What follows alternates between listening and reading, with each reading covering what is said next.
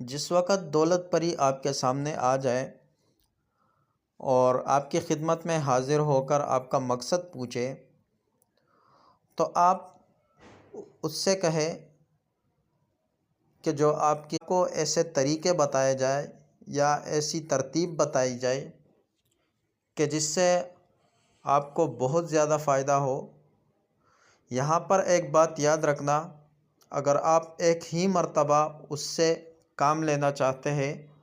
تو پھر آپ خزانہ طلب کریں، وہ آپ کو خزانے کے متعلق بتائے گی کہ خزانہ کہاں گڑا ہوا ہے یا چھپا ہوا ہے۔ اور اگر آپ اس سے مستقل کام لینا چاہتے ہیں تو پھر آپ اس سے اسی کے متعلق معاہدہ کریں